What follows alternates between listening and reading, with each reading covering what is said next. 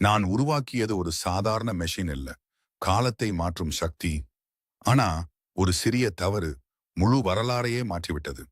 சோழர் காலம், போரின் நடுவில் நான். இது நான் சரி செய்யலனா எதிர்காலமே இல்ல. காலத்தை மீண்டும் மாற்ற வேண்டும், இல்லனா எல்லாம் 1500 ஆண்டுகளுக்கு முன்பு தமிழ்நாட்டை ஆட்சி செய்த பேரரசர் ராஜராஜ சோழன். ஆனால் யாரும் எதிர்பார்க்காத ஒரு சம்பவம் நடந்தால் அது என்ன என்பதை பார்க்கலாம். பேரரசன் தனது மகத்தான ஆட்சியை நடத்தி கொண்டிருந்தான். அந்த ஒரு நொடியில் யாரும் எதிர்பார்க்காத ஒன்று ஆரம்பமானது. இதுதான் என் வாழ்க்கையின் சிறந்த கண்டுபிடிப்பு. இது வேலை செய்தால் நேரத்தை கூட நான் மாற்ற முடியும். இது என்ன? ஏதோ சரியா இல்ல. சிஸ்டம் ஓவர்லோட் ஆகுது. இது என்ன சக்தி? இல்ல நான் கட்டுப்படுத்த முடியல. நான் எங்க வந்துட்டேன்? இது கருந்துளையா? இங்கிருந்து எப்படி வெளியே போறது?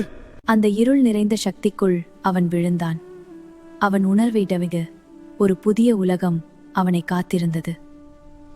நான் எங்கே இருக்கேன்? இது என்னோட காலம் இல்ல. நான் கடந்த காலத்துக்கு வந்துட்டேனா? இது எந்த நாடு? இங்க யார் ஆட்சி செய்யறாங்க? அவன் தேடிய பதில் அவன் நுண்ணிய காலத்துக்குள் நுழைந்திருந்தான். இப்போ புரியுது. சோழ அரச காலத்துல இருக்க.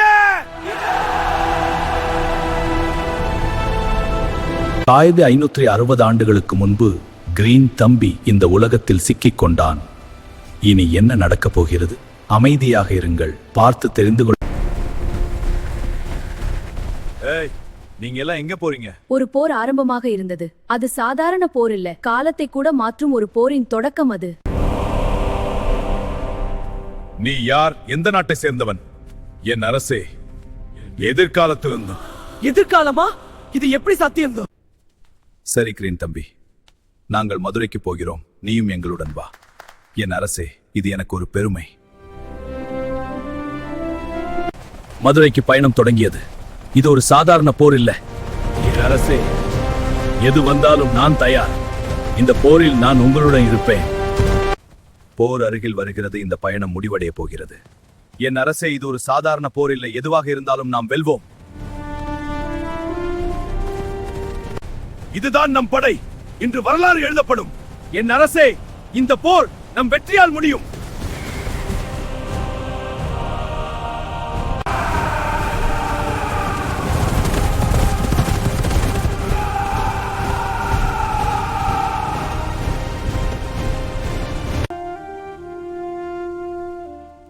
கிரீன் தம்பி, உண்மையிலேயே நீ எதிர்காலத்திலிருந்து வந்தவனா? நான் வந்த இடம் நீங்கள் நினைக்க முடியாத ஒரு காலம். கிரீன் தம்பி, உன்னை பத்தி இன்னும் சொல்லு. நீ யார் உண்மையில்? என் அரசே, சில விஷயங்கள் நடக்கும் வரை தெரியக்கூடாது. அதை விடுங்கள், கவலைப்பட வேண்டாம். இன்னும் போய் தூங்கு கிரீன் தம்பி, நாளை பேசிக்கலாம். சரி மன்னர். அவர்கள் அங்கே போகட்டும், நாம் இங்கே தூங்கலாம். ஆம் மன்னர்.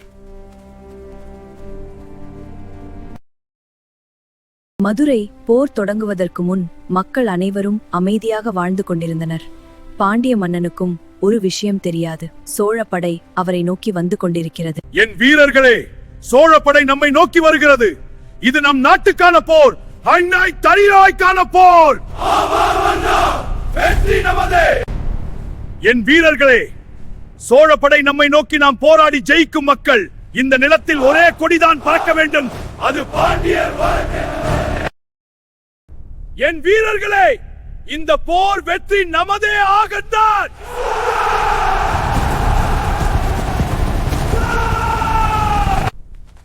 ஏய் பாண்டியா, இந்த போரில் உன்னை நான் தோற்கடிப்பேன். பார்ப்போ சோழா யார் ஜெயிக்கிறான் என்று.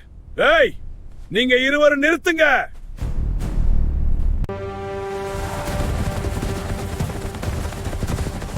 இது சரியில்லை. இப்படி நடந்தா எல்லாரும் பாதிக்கப்படுவாங்க. நான் ஏதாவது செய்யணும். இதுதான் உன் முடிவு பாண்டியா? நான் இங்குதான் நிற்கிறேன் சோழா.